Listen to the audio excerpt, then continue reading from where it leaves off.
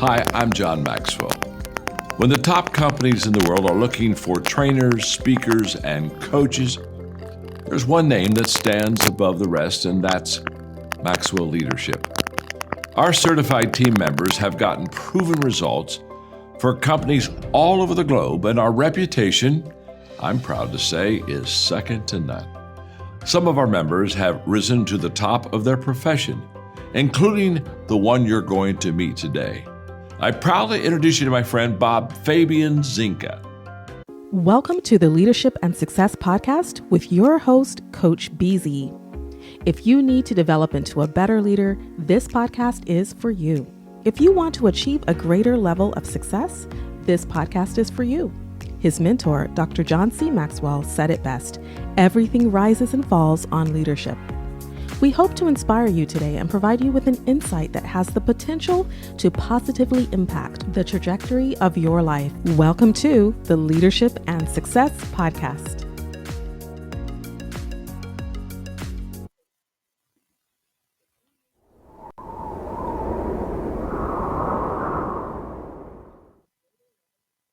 Imagine gaining the leadership skills that could redefine your career. Join Coach BZ on the Leadership and Success Podcast, where each episode delivers practical insights from world-class speakers, military leaders, and industry experts. We dive deep into what matters most: building resilient teams, leading through uncertainty, and navigating complexity with clarity and confidence. Every conversation is crafted for aspiring leaders like you who are ready to grow, lead, and make a lasting impact. Don't miss our powerful live sessions and recent highlights. Michelle Hayward on building diverse, high-performing technical teams. Ann Leslie on leading through global complexity and cybersecurity risk. Ron Carpenter AI exploring faith, resilience, and AI-powered leadership. Colonel Michelle G.I. Gardner-Ince on commanding influence from the battlefield to the boardroom. Chris Robinson on shifting from drift to drive in life and leadership. And Coach Enrique Acosta Gonzalez on mentorship, legacy, and heart-centered leadership. Ready to level up your leadership journey? Tune in on Spotify, Apple, Audible Podcasts, YouTube Live, and LinkedIn Live. Join the movement toward leadership excellence. Listen now and start transforming your success.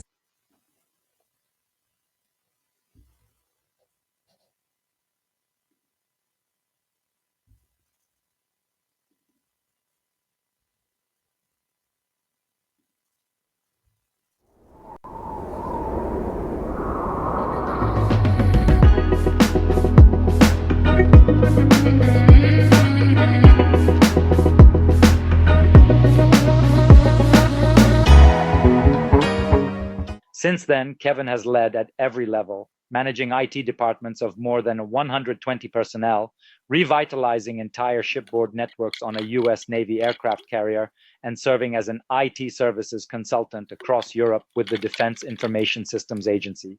Today, he serves at the Joint Cyberspace Operations Center under US Space Command, where he is helping shape the future of cyber defense in the space domain. But Kevin's story doesn't stop at operations. He is also a dedicated scholar holding multiple master's degrees in strategic intelligence, national security, and joint C4I systems, and is currently completing his doctorate in strategic leadership. He's also a certified information systems security professional, CISSP, and a true advocate for servant leadership, always putting people first. Beyond the medals and titles, Kevin believes in humility over pride, that the truth is always the best policy, and that you can learn something from every single person you encounter. He's a fluent Spanish and Italian speaker, a passionate mentor, and has even appeared in Armed Forces Network commercials to promote cybersecurity awareness. So today, we're going to dive deep into Commander Jack's journey, what it takes to lead in the high-stakes world of cybersecurity, how servant leadership shapes stronger teams, and the lessons he's learned serving on the front lines of both technology and national defense. Stay with us, grab your notebook, and get ready for some incredible wisdom.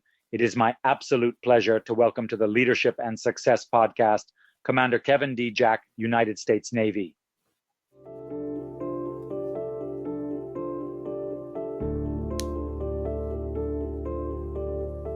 October is National Cybersecurity Awareness Month, and with technology impacting every aspect of our lives, from homes and cars to economic well-being, and especially our nation's security, it's important to continue raising awareness of cybersecurity across our nation. We must ensure that we have all the resources needed to be safer and more secure online. Individuals and organizations are empowered to own your role in protecting cyberspace. If we all do our part by implementing stronger security practices, raising community awareness, educating vulnerable audiences, and training employees, our interconnected world will be safer and more resilient. Together, we can provide the lines of defense against all levels of cyber threats. Do your part. Be cyber smart.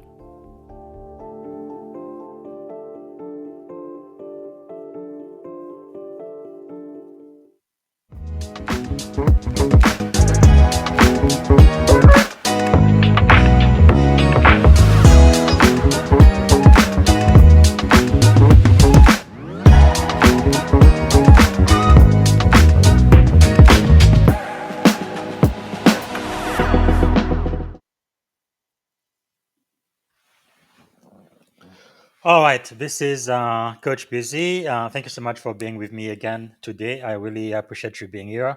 We're going to start quickly with our moment of gratitude. Every day we want to be thankful for one thing. So if you would please get ready, this will take less than a minute. If you can close your eyes, put yourself in your happy place, take a deep breath if you want to, and think about one thing that you are grateful for today. What are you grateful for?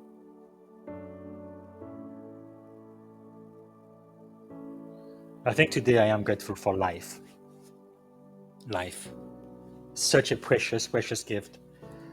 My second daughter, her name is Zoe, which it means life. I'm just grateful to be alive today. What about you? So if you would please type into the comment what you are grateful for. Let us know that you are there.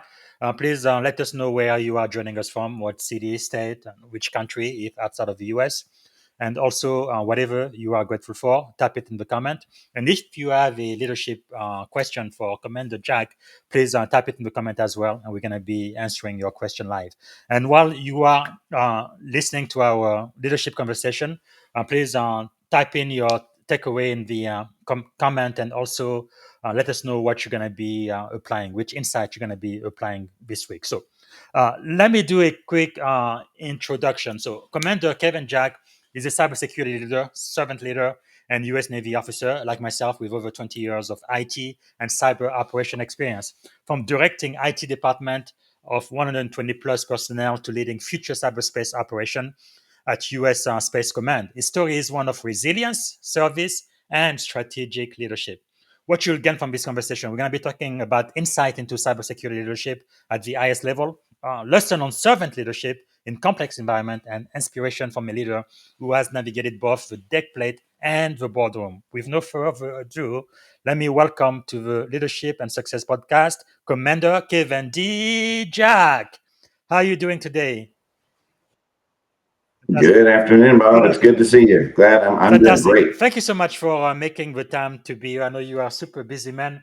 I guess to get started, what is one thing that you are grateful for today? Something that I'm grateful for is my granddaughter. She was Wow. born actually 4 weeks ago today, and so I'm very grateful to be a grandfather, and I just love my little Wow, grandbaby. So that I'm is thankful for that. amazing. I must be getting old, huh? Cool. Congratulations. Yes. I'm sure there is nothing like it. Hopefully, I'm gonna have to wait a couple more years before I'm a grandfather. But what is something about you that most people may not know? Um, Something about me that a lot of people don't know is that I actually dropped out of high Really? school. Um, Even with all the academic achievements you've mentioned already in your introduction, um, yeah, I actually dropped out of high school because I just thought that a high school degree apparently wasn't that valuable Wow. because they just handed them out to everyone, So is the way I thought at they least. allow you to enlist without a high school degree? No, so actually, the recruiting office that helped me enlist, they had a deal with a local adult education center that could actually give high school degrees, and I was only short a Wow, couple of that's credits. amazing. So they kind of helped me get through that and get my high school degree Okay, so I there's could gotta be a story enlist. there. We're probably gonna get back to it later. That's just amazing. Wow. Because I told both of my daughters, right? They're gonna have to have a bachelor degree. It's probably not as worth what it used to be when I was growing up, but still, I feel like it's kind of like a minimum, so they can do whatever it is they want to do in life. But anyway, so that's what I owe them. I'm gonna pay for their bachelor, but anything they do beyond that, they are on their own. But cool. Okay, so maybe you can share a little bit about your leadership journey, right? What inspired you to join the Navy and how that path eventually led you into cybersecurity and IT leadership? Okay, so I actually decided to join the Navy um, from a town where most people aren't familiar with the military at all. I was born and raised in Medford, Oregon, and I actually joined the Navy because a neighbor of my grandmother's actually told me one day, "Hey, if you want to speed up your wife's visa, a really good way to do that is to be in the military." And so I actually went and considered and went to the Navy recruiting office and checked into it, and they said, "Yeah, that would actually speed it up." And so I said, "Okay, well then let's make it happen. Let's figure out what we got to do." Wow, that is amazing. And then that's when you got your high school diploma, then you enlisted. But now, later on Correct. you became an officer just like me, so I guess you are a Mustang. So what was the turning point from you from enlisted sailor to becoming a commissioned officer, and how did that experience shape your leadership style? Okay, so one of the things that really kind of led to me beginning or getting into the Seaman Admiral program and earning my commission was just the fact that I worked really, really hard to do the very best I could for my wife and Hmm. my daughter. Um, I was already married when I joined the Navy, and I had already lived abroad as well in both Guatemala and Honduras. And I had already seen how important it was that you could actually succeed economically in the US if you really, really tried and put in a Hmm. lot of effort. I worked very hard and was actually awarded the Junior Sailor of the Year for my entire squadron, which is Wow. near 1,000 sailors. Hmm. Um, and so after I won that award, one of my teammates basically said, "Hey, you really should consider applying for an officer Wow, program." that's amazing. So I did and got picked up on my first try. That is really amazing. And which designation did you choose? So I actually wanted to become a submarine Really? officer. I was getting a business degree, which is probably not the most ideal one for being prepared for nuclear power program and understanding all that Hmm. goes with that. So I actually failed out of the nuclear power training program. And then I actually got to redesignate as an information professional right as an ensign, Wow. which is pretty abnormal for the time Yes. that we became Yes. IPs. That was not very Mm-hmm. normal at all. It was usually as an 03 or an 04 that you Yes. would become an IP. Wow. That is amazing. Yeah. I think I became an instant IP 2007 was it? I know on the reserve side, I was one of the first one to get in as an O1 for the direct commission officer program. I believe didn't the IP designation just start like after 9/11, 2001, 2002? I think is when we started, right? So I believe it started in the 90s, but it was called the General Unrestricted Line, Really? the GURL. And then later on in the early 2000s, that GURL became the Information Professional Really? Community. Okay. Because I only remember, I think it was 2001 when we stood up as IP. Okay, so we were general and restricted line. It's very interesting because right now we are restricted line officer, but I think there are talks that we're going to become unrestricted again. But anyway, I probably will I be believe so, yeah. retired by the time that becomes a reality. That's just amazing. So you've served in diverse command from careers in Europe, US Space Command. Which assignment stretched you the most and why? Which one stretched me Yes. the most? Okay, so I think personally, the command that stretched me the most was the Carl Vinson because I was leading so many people, Mm, and I had to deal with a lot of just personality conflicts and other challenges that in a lot of the other positions I've been in, I didn't have nearly as many people kind of mhm. under me. So I didn't have to deal with the interpersonal relationships issues nearly as much. And then professionally, I think the command that stretched me the most was European Command because I was the Information System Security Manager or Uh-huh. ISSM on 7 different Wow. networks. And they were all with different international partners or Mhm. coalitions.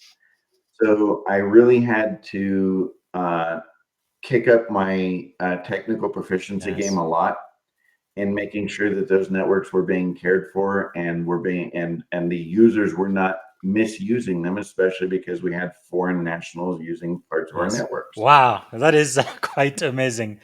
It's, I guess some people really they don't realize, but really when you join the Navy, you have a chance to really travel the entire world, and depending on the billet you get, and really have diverse experiences. Most people in the civilian life they have one job or one type of job for the entire career, but in the Navy, what every 2 to 5 years you have to get a brand new billet and pretty much start all over again. It's just amazing. And by the way, we have Byron Kelly watching us from San Diego. Thank you so much, Byron. We appreciate that. If you can let us know one thing you are thankful for today, and also if you have a question for Commander Kevin Jack. Thank you so much, Byron. Wow. So you've described yourself as a servant leader, and I think that's typically what you would see in the military, including the Navy. But in practice, though, what does that mean to you, especially as you lead sailors and civilian? So, I mean, a big part of what makes me who I am is of course that I was enlisted first. So I started from the very bottom, and then became an officer a little later on in my career. So, an example of servant leadership is that when I was in my division officer tour, so I was in charge of a group of about 35 to 40 sailors. They had a special event where they do every now and then called a freshwater washdown, where everybody all it's usually the enlisted that have to go out and kind of wash the ship down so that get all the salt and all this spray off of it so it's nice and clean and it keeps it from rusting and getting nasty. Mhm. And I was one of 2 officers that went to help out with events like that. Wow. Even though it wasn't really specified that we needed Mhm. to, um, it showed my team that I cared and that I would jump on to tasks as well, and Yes. that I was willing to do the job that they were asked to do. And it led a lot of them to respect me a Wow. lot more because they could see that I wouldn't just ask them to do something and not do it myself as well. That is Powerful. Yeah, I think it does make a difference being enlisted before you become an officer. At least the way you look at things and the way you take care of the white hat. At least in my own experience, uh, nothing wrong with the naval officer who go to the academy and so forth. Although I think some of them are too arrogant. They think that they're better than everybody else. But those who've been enlisted before, especially those who were kind of almost chief or kind of senior enlisted, I feel like they really have a different philosophy. Again, the way they take care of the white hat to make sure they are covered, protected, and they feel needed, and also contribute to the very best they can, really managing the morale of the command. I think for me it really made a big difference. So one of your core values is humility over pride. Can you share a story where humility helped you navigate a tough leadership challenge? Okay, so kind of looking back on that same tour while I was on the MRS land, that's a submarine tender.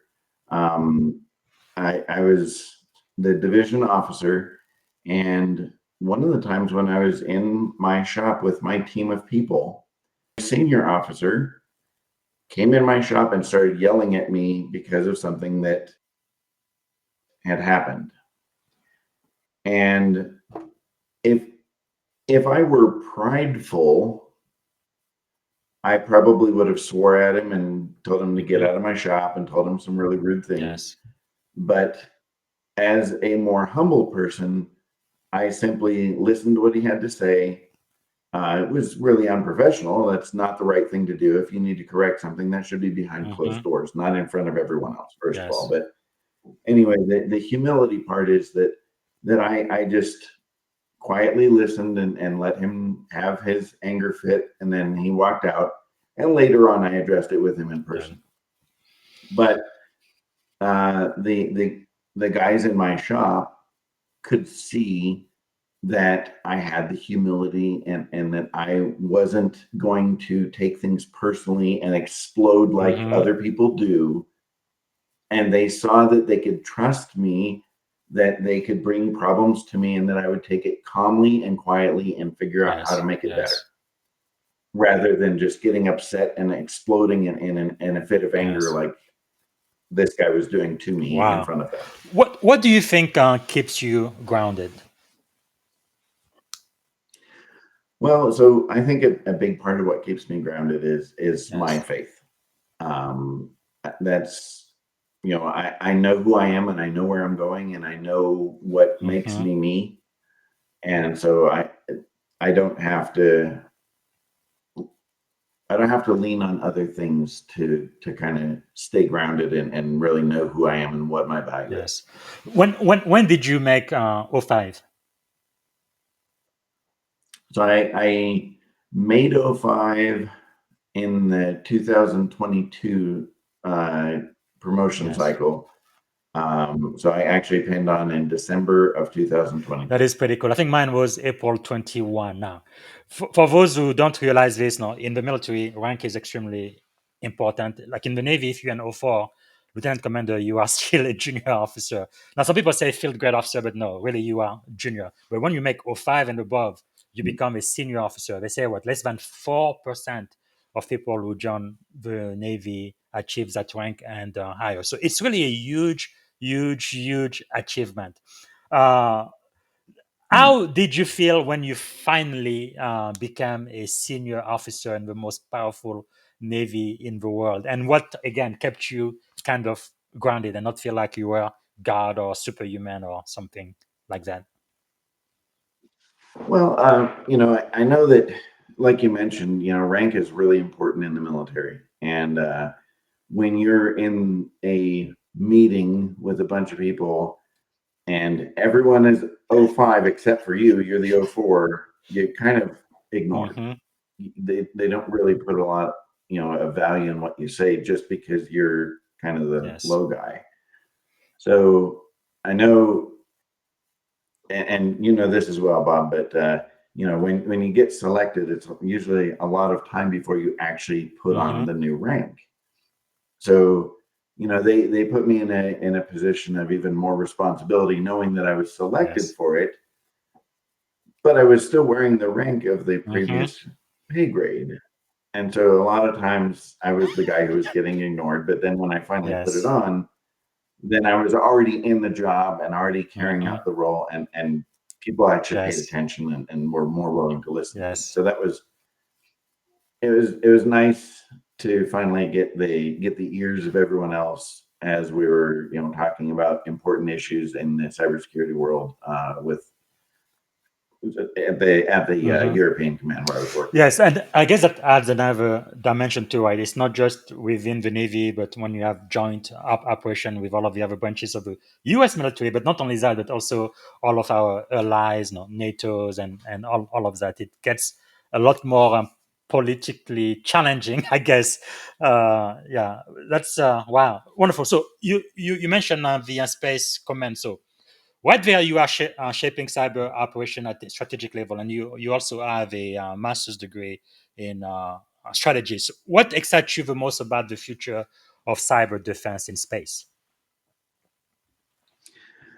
So I know a lot of the older spacecraft that are already on orbit right now, they weren't built with a whole lot of security in mind, because they were just built they were what we call a bent pipe, where it just receives something and then it just passes it right Mhm. back down.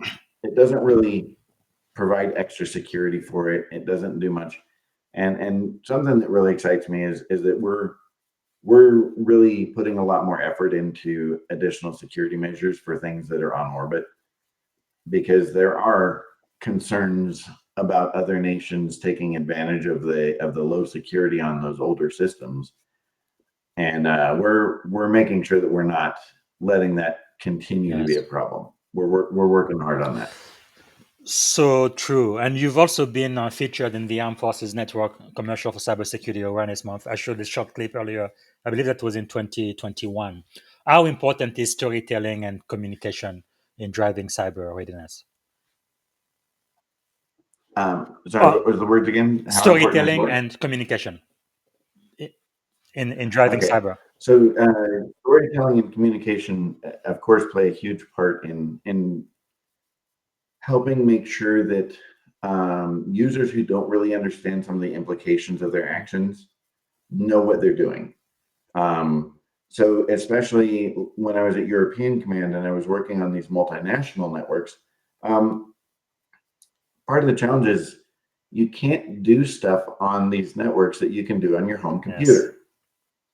And people seem to think that they can take actions like plugging in things and doing other things that they can take on their home computer with no issue, but they shouldn't and can't do those on secure networks. So a really important part of helping them to understand why they can't do things is that Mhm. storytelling, and is providing examples of, here's what happened when somebody did this on one of these Yes. networks, so that it gives them an understanding of what the impact is when they take actions that are unauthorized or shouldn't be happening.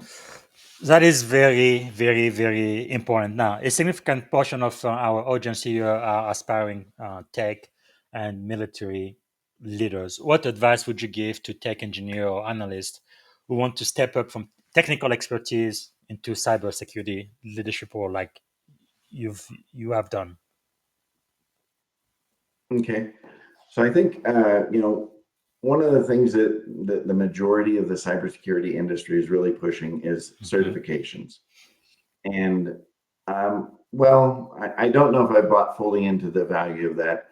I think that it is, but that's because I've been doing it for so Yes. long. I think that for somebody who's in a different career field who would like to come into cybersecurity, that might be a really good way to educate yourself on some of the things that you need to know and understand within cybersecurity to better position yourself to actually get a job within that Mhm. area. So I think that there is value in those, security plus, and understanding, some of the cloud certifications that are being offered as well, that will help you just get some background and will help you better prepare yourself mentally to take on a role in that area. Great. And we also mentioned earlier you are fluent in both Spanish and Italian, which is pretty unusual. Most people I've seen in the Navy who are bilingual or multilingual is something they learn when they were kids growing up. But you actually put in the effort to learn Spanish, and I believe you said your grandmother was originally Italian, and you just got into it and became fluent. That's pretty impressive. How has language and cultural fluency helped you as a leader, especially in joint and international commands? So I think, it actually has played a really large role because as I was working at European Command, um, I was the, again, multinational networks lead. Mhm. So I actually ended up going to a lot of NATO conferences and the NATO cybersecurity and infrastructure folks. I did a lot of work with them. And if you don't know NATO well, it's composed of many different European nations. Mhm. So they have people from all the different nations that belong to NATO, all working at the NATO headquarters. And so I actually had the privilege of working with a lot of them in their native tongue rather than them Yes. trying to get in English and speak Mhm. to me. I could speak to them in their native tongue, and then we could actually communicate a Yes. lot better. And that facilitated a lot of conversations Uh, and made it a better team environment. that Really. is really wonderful. With all of the travels you've done, have you ever seen in many of the foreign countries they have like a stereotype for American being arrogant and proud and not really wanting to assimilate, but pretty much pushing their own cultures and norms in guest countries? Yeah. Yeah. There's definitely some places that kind of have a negative view of Uh, Americans, but it's like anything else. There's some people that are jerks. yeah. There's some people that are lazy. But the same can be said of any other True. country as True. well. It's just a thing where a percentage of every population is going to Yes. be that characteristic. It doesn't mean the whole country is. But yeah, I've seen a lot of Uh, generalizations about Americans being fat and lazy and just yeah. not being good workers But I and mean, it's different things. definitely refreshing to see an American who's even trying to speak a foreign language and uh, connect. No, usually I think the expectation has been, no, you guys learn English, you speak to me in English, we kind of rule the world or whatever. But yeah, that is wonderful to see. So I'm about to switch over to the second segment of the podcast. Is there any question I haven't asked you that I should Okay. have asked for the first segment? No, I think you're gonna circle back to the give advice to Yes. 2000 Hmm. Kevin Yeah, Jack yeah, yeah. later on, That right? is that is Okay. coming. It's gonna be a very, very important question. Okay. So for the second segment, I want to start. What is the greatest lessons you have learned so far? Ooh, the greatest lesson I've learned. So I think I actually figured this one out on my own. And I think it's really, really important. I think it's important to know that every single person has their own set of life experiences, their own knowledge, and their own understanding of how things work. Mm-hmm. And why is that important? It's important because we can learn something from every single Wow. person. Every person has their own unique set of just how they've lived and what they've seen and what they've done. And I think that, obviously I don't have all of those different views and Mm-hmm. perspectives and experiences. So I think it's really important that you can actually take something small from anyone, every person you ever meet or interact with. Wow. I mean, this again shows now what you talk a lot about humility over pride, because it takes a humble person to know you don't have the answers and you can learn from anyone. That's powerful. So, what is the greatest leadership advice you have ever received then? I think some of the greatest leadership advice is always be training up the people that are working for you to be able to take your job. Wow. You never want to be the single point of failure. It's really important that you're preparing and training and just getting people ready in whatever way is needed, Hmm. whether it's education or training or knowing the job well or whatever it takes. But be preparing those that are working for you to take your job. Wow, that's very, very powerful, and it's definitely the culture in the Navy, and I believe the other branches of the military as well. However, in the industries, specifically in Silicon Valley, where I've been for 11 years now, the culture for the most part is people trying to hide all of the knowledge and skills to themselves because they're like, if I share it, then my job might be on the block next, right? So, but if I keep that knowledge to myself, then I am more valuable than everybody else, which I think is completely the wrong way of thinking, right? In the Navy, we Yeah. learn to lead with an open hand. Why do you think it's really important to give and to share? Even sometimes, like for example, one of my dearest mentor, she's a commander also. I guess I can say her name. She watches this podcast sometimes. Commander Demick. I was a lieutenant commander, so she was an O5. And she really trained me and mentored me to become an OIC, officers in charge with SPAWAR. We went across America and around the world leading technology classes and training and standard. It was just amazing. But she really trained me to be able to lead that. Eventually, I was able to lead about 186 people into national SPAWAR program. But she is the one who taught me how to do it and do it effectively. Take care of my people because no, it's very challenging when you have at least 20, 50, or up to 70 people that you take to a foreign country, and not only the people but the equipment to set up all of the classes and learning and making sure everybody's there on time, they don't get in trouble, and then bring them back home. That is quite a project. But anyway, I really owe her to her how she trained me to do all of this job. But basically, I eventually took a position. She was a deputy program manager, and eventually I became the program manager for the entire program. So I've really not seen that in the civilian sector. But why do you think it's really important to share, even at risk of somebody else being promoted over you? I think that the reason it's so important is because none of us ever know when our final day is. True. That's I could pass away today, or I could be injured today where I can't go back to work tomorrow. I could be told you're done working here. There's a number of different ways where your time at a job could come to an end.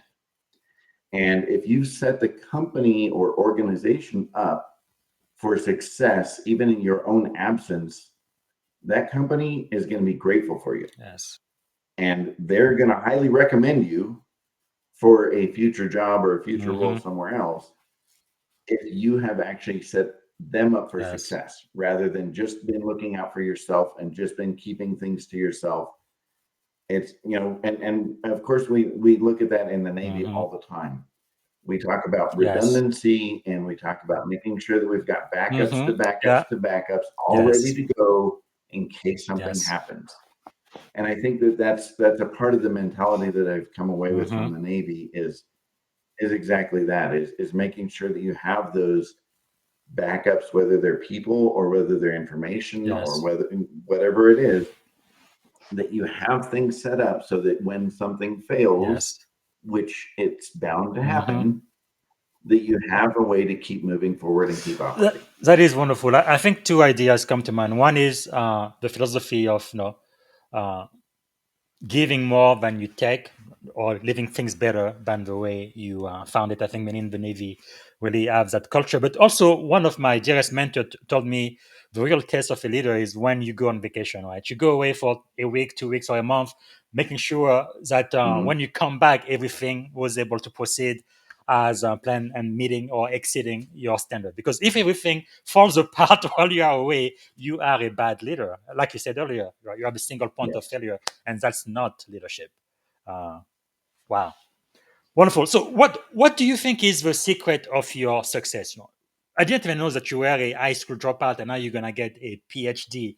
And you were enlisted. I think you told me you came in as an E2, and now you are an O5, a senior officer in the most powerful navy in the world. What made you successful? So I think that a big part of my success is my family. Yes. And the fact that, after I dropped out of high school, I actually moved to Honduras on my own and married the young lady I had met there.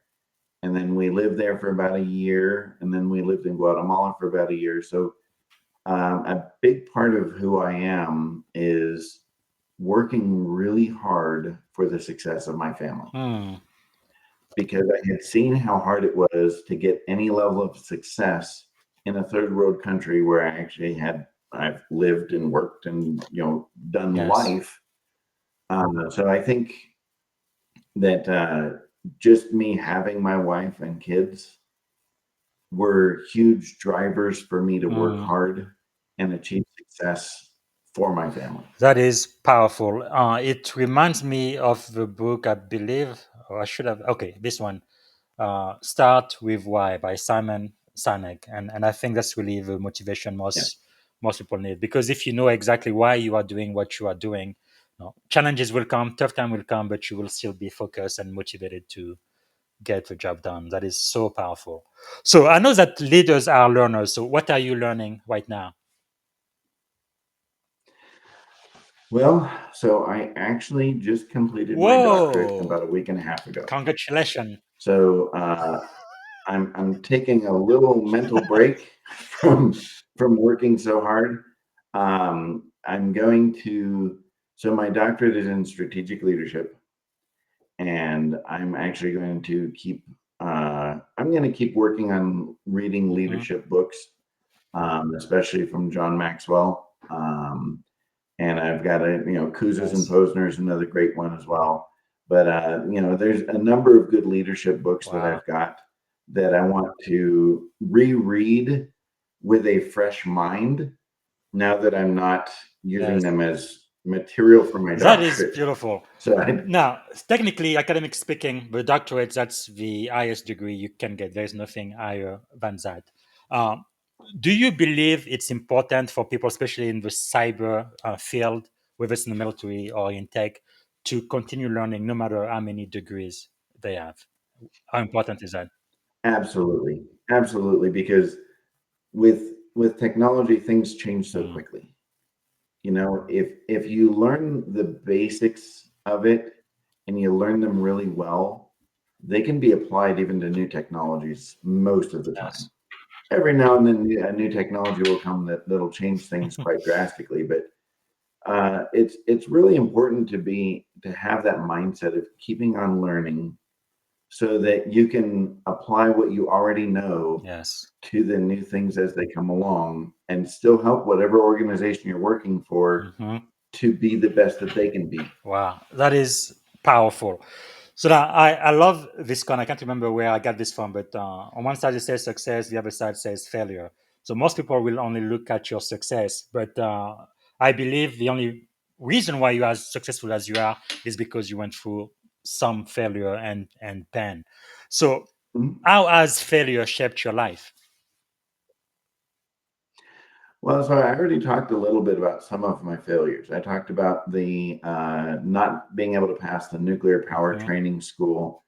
I talked about dropping out of high school.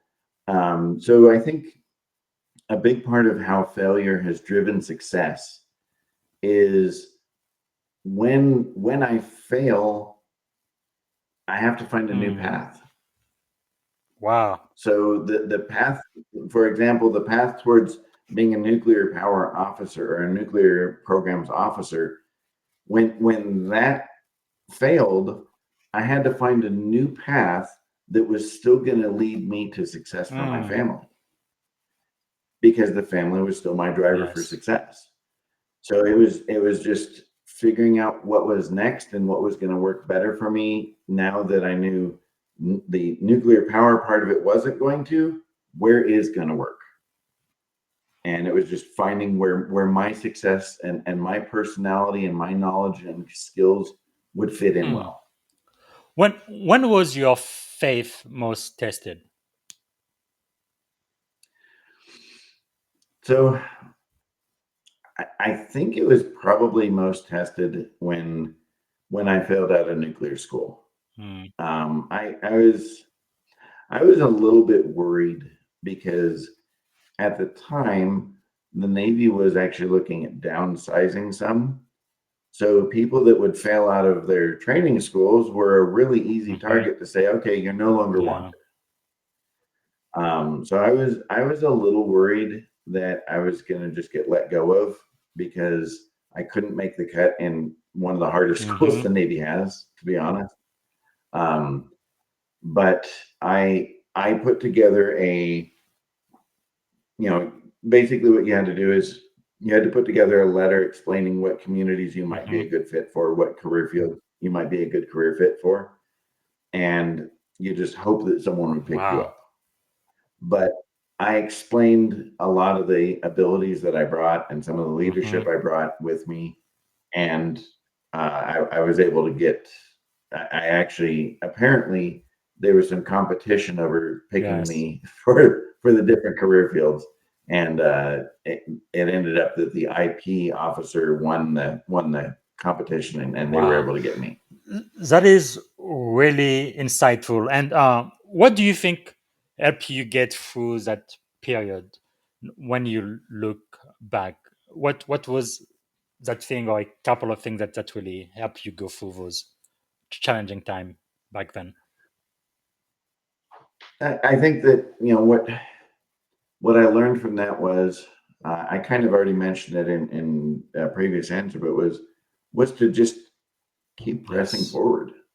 I know it sounds like it comes from the movie The Robinsons, Meet the Hmm. Robinsons, but it was true. It was something that I had to not give up and just let them say, okay, we no longer can use you. Yes.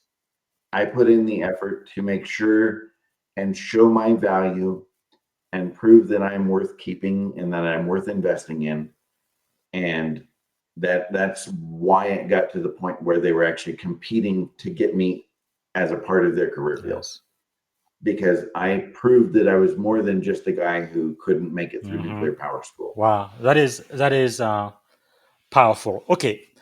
Who are some of the people that you know that we should know? Who are your mentors or thought leaders?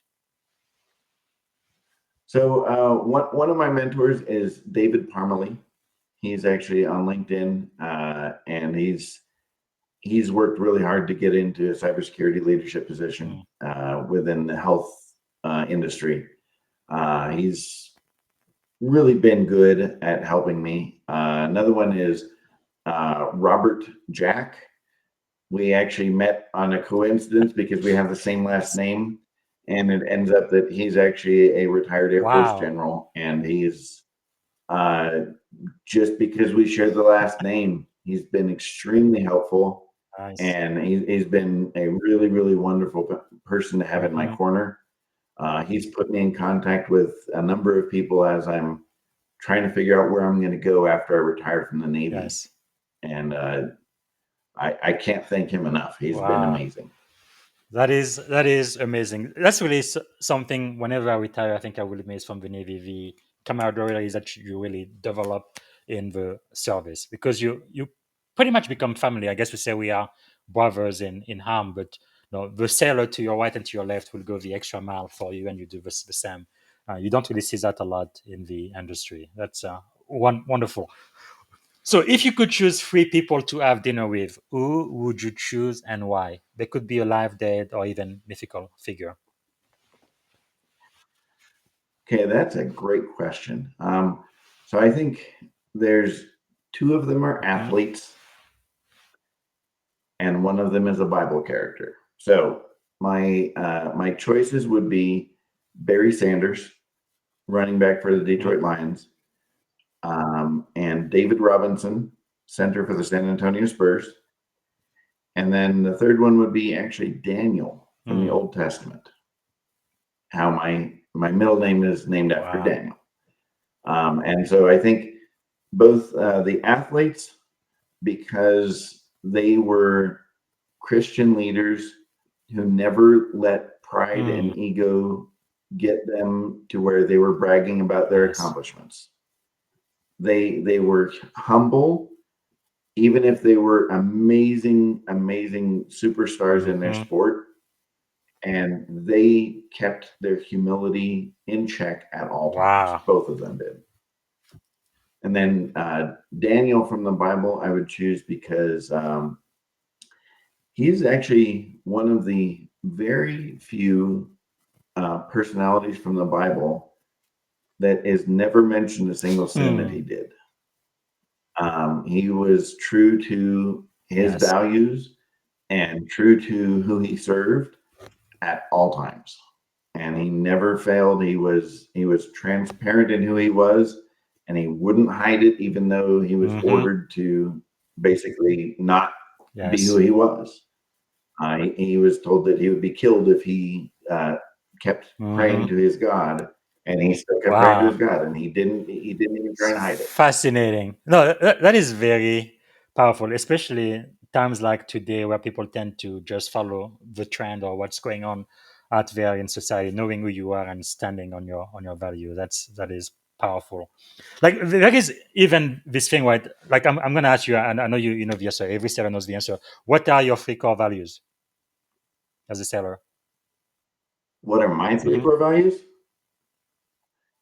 As a US seller and Navy core values. Okay, well, in the Navy, That it's is honor, right. courage, and Now, commitment. this is the thing. If you go to the industry, once you get a job out there, you're going to go to a job, they're going to have a whole bunch of flyers on the wall, what their core values are, their mission and vision and stuff. But ask anybody who works there, nobody's going to be able to tell you what those are. You know, in the Navy, every single sailor knows honor, courage, commitment. It's like drilled into us. And I think that's sometimes, I think that's where there is a mismatch in many of the organizations in the industry where basically the people are only working for the dollar. Money really is the only thing that they value in reality. They may say they value people, over things and stuff, but they don't really mean any of that, because the first minute they can replace you with AI or get you laid off or whatever, they will absolutely do it and not think twice about it. So I think it's really important as an individual to know what your own personal core values are and that it aligns with company, right? And that whatever company you work for actually truly live by those values. But anyway, so what are you reading right now? Which books would you recommend to the audience? So I've got a couple of recommendations on great books that would be of value to anyone. I've read them in the past, so they're not currently being read, but I actually have them right here. I'll grab them. Wow. So I talked a little bit about Kouzes and Posner. Yeah. They have a book called The Leadership Challenge, which is an excellent book. And the one that you've got up there is the one that was actually required for me during my doctorate. But this one here is actually the Christian Reflections version of it, where they actually go through and talk about the same principles of leadership and how they're actually biblical and what biblical values align with those leadership values that they've talked about. That is really amazing. So, and that was, so I did my doctorate through Liberty University, which has a focus on biblical values. So they actually talk through how leadership values are either reflected or not reflected well in some of the leaders in First and Second Kings in the Old Testament. Wow. So they actually try and implement a lot of, do Christian values really support leadership or not? So I thought this was a great way to really kind of amazing. Actually, my mentor's book, 21 Irrefutable Laws of Leadership, Dr. Maxwell actually got it straight out of the Bible too, and he has another book that breaks it down and just like you explain into the Bible, and good example and bad examples too. It's pretty amazing. Cool. And I actually did a series on that exact book on posts on LinkedIn as well, about the John C. Maxwell's Yes. Laws of Leadership. So the other couple of books, I know you've already got the images prepared, Yeah. but this one is a really good one on how and there's multiple books on how to win friends and influence people. By Dale Carnegie is Yeah. another great book. But this one is a really good one as well on how to understand people and how to really get to a point where you can actually help or better understand how you can help them. I thought that was a really, really good book that's worth people taking some time and Yes. reading through. The next one is Keith Ferrazzi's Never Eat Alone. Really, really good book. I don't have the cool expanded and updated version that you've got up Sure. there, but this was an excellent book that I read, I think in 2007. Wow. And it still plays a part in my life today, even if I haven't reread it. But it's about, when you have opportunities to get to connect and work with people more, Yes. take them. Don't just, take for advantage the opportunities that you have to become more effective as a person, both within your organization and personally. When the opportunities are there all the time, and you just a lot of times Wow. we don't take them. That is powerful. Thank you so much for sharing. That is something. What about? Is there a song, book, or movie that would be your life's theme or anthem? I mean, I would like to think Forrest Gump is a good reflection, just because he did so many things in his life, and I've lived in all four corners of the continental United States and overseas, and I've been in a lot of places and I've done a lot of things, and I think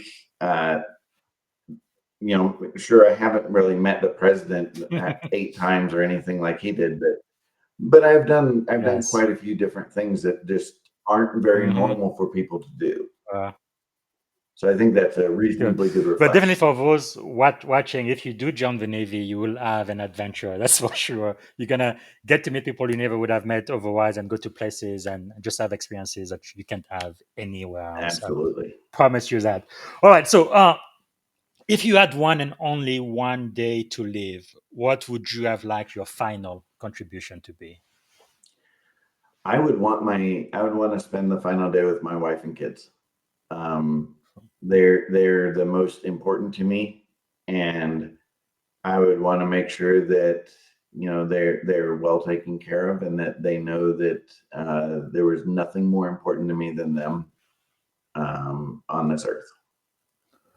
So, if you could solve one and only one problem, what problem would you like to solve? Ooh, okay. I wish that I could solve the problem of people seeing their need for salvation. Hmm.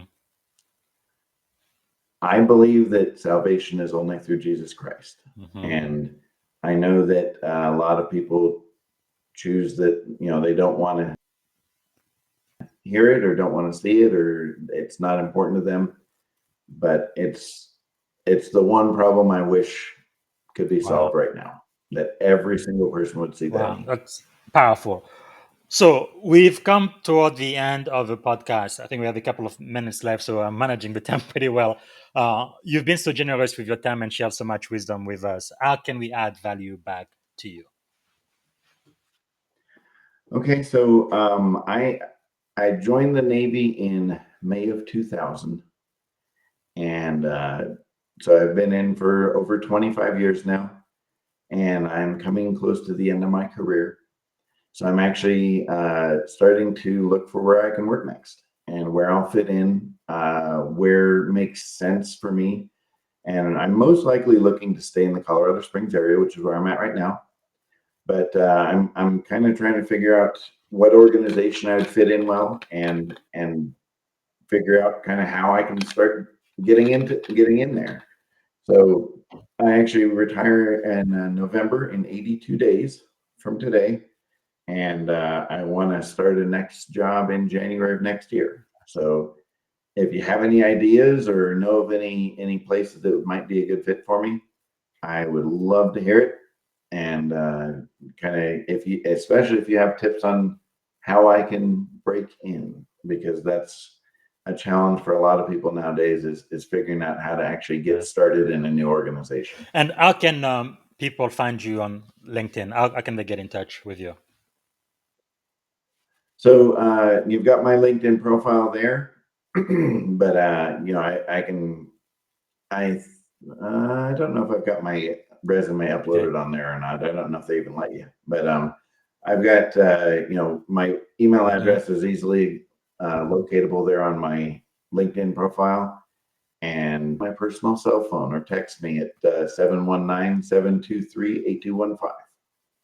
Fantastic. So it's Kevin-Jack-DSL. I know D could be David. What is SL? I just So wonder. DSL is Doctorate of Strategic Leadership. Oh, fantastic. I love it. Okay. I thought it was your middle name. Very good. Okay. So now I think okay. Before I ask you this, is there any question I should have asked you that I haven't asked yet before we close?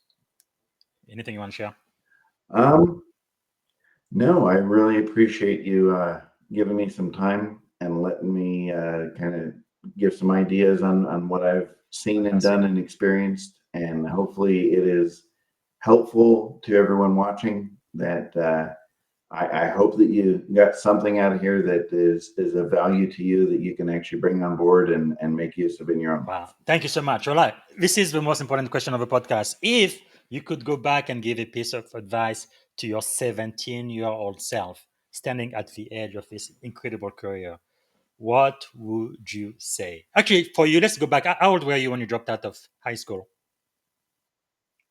17. I Okay, that's was perfect. 17. So, what would you say to 17-year-old Kevin D. Jack, who's now Dr. I would say Kevin don't be Jack, who's afraid. now Commander Kevin Jack? What would you say to that boy? I would say don't be afraid to fail. Failure is what Wow. leads to success, as long as you take it and make the best of it and figure out where you go from there. I think Wow. that's the key lesson, because Don't be afraid. failure will happen. Every one of us will fail at something, sometime, probably many times, and it's what you make of it and what you take and move forward with from that failure that really is going to make the Well, difference. Dr. Jack, what if I am afraid? What do I do? Well, I mean, we're all afraid of failure. Every one of us is afraid of failure, but if you fail and then you just give up, there's no gain. There's no improvement. It's taking action based on that failure to make yourself better. Yes. Like I mentioned earlier, find a new path forward. If a door has been closed because of that failure, figure out where the best way is after it. Wow. But it's so important just to not sit down and cry. And I mean, you can for a little bit, Yes. because it hurts, but you need to find the next thing that's going to make you better. Wow, that is powerful. It's really the story of my life. You say, fail forward, find a new path, keep pressing forward, humility over pride. And you just said, no, be true to your own value and don't be afraid to fail. I mean, if this doesn't make you successful, I really don't know what will. All right, we are coming to the very, very end. Really, really quick question. Don't think too long. 3 adjectives that describe you as a child. Calm. 2 more.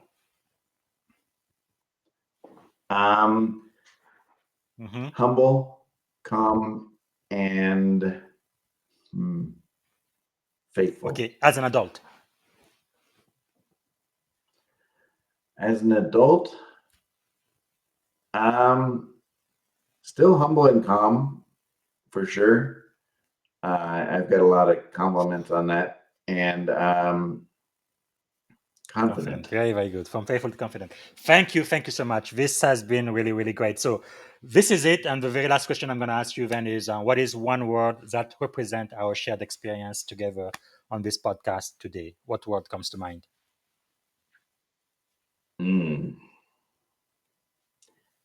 It's kind of a hyphenated word, but deep learning. Deep learning.